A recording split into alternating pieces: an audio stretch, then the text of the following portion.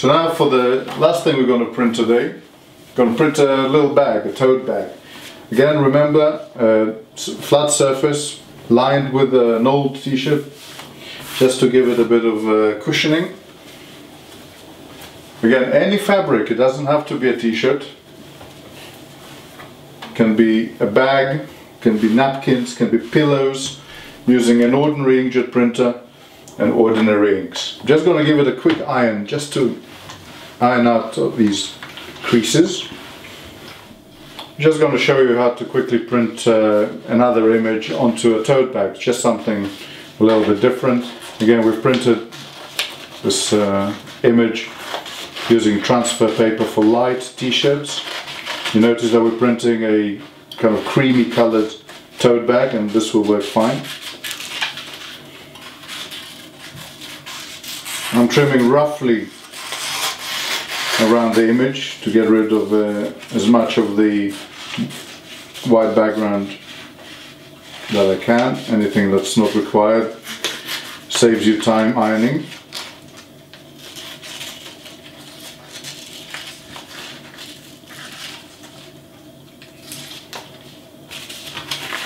Discard the waste. There's the image face down.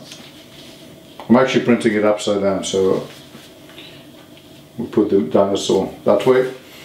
Out comes your iron. Has been preheated for at least 2 minutes. We recommend you use irons of 1400 watts and above. The hotter the better. Obviously you don't want to burn anything, but if you keep moving your iron around, that shouldn't happen. Especially in images like this where I've got bits of image everywhere. I'm going to take particular care to iron every single area of the image, making sure I'm moving my iron constantly, putting quite a lot of pressure on it. Don't cause yourself an injury or break the iron, but you need to put quite a lot of pressure on. You notice that the green spots will start turning brown in a minute. That is a thermal indicator. It gives you an indication. It's not something that you have to abide by religiously. Some people who have a lighter iron, an iron which is not as hot, can just increase the time that the iron. If you go over about 2 or 3 minutes and your iron is at full heat, that'll be fine. Making sure that I cover every single area of the image, constantly moving my iron. I'm not using steam. This is a 1600 watt iron at maximum temperature. Now we've been ironing for about 1.5 to 2 minutes. You can see that the thermal indicator here in the middle is starting to go brown. I've made sure that I've covered every single corner, every single edge of this image with the iron. Now they're starting to go brown. That gives me an indication that I've ironed for long enough. Just move the iron to one side, no great panic, little stretch.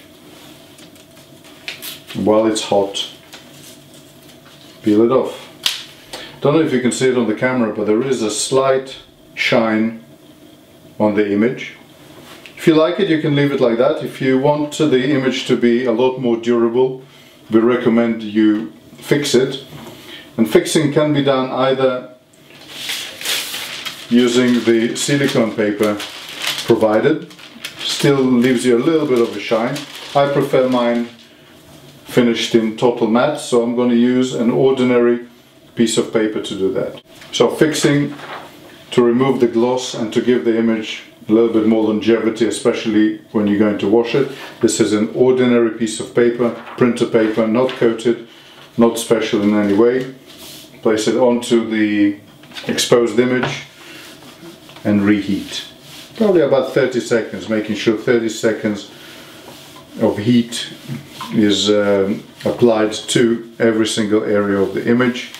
Constantly moving the iron. No point ironing here for 30 seconds after you've ironed here for 30 seconds, because that's going to cool down and then going to stick. So constantly moving the iron around, making sure every single area of the image is hot. If you muck it up and don't peel it hot, it'll stick. Just reheat it with the iron again. You can always get out of a disaster with this paper. It's very forgiving. And when you're ready, when the paper is still hot, you notice some of the excess ink jumps off onto the ordinary transfer paper as well as the glossy finish. And what you're left with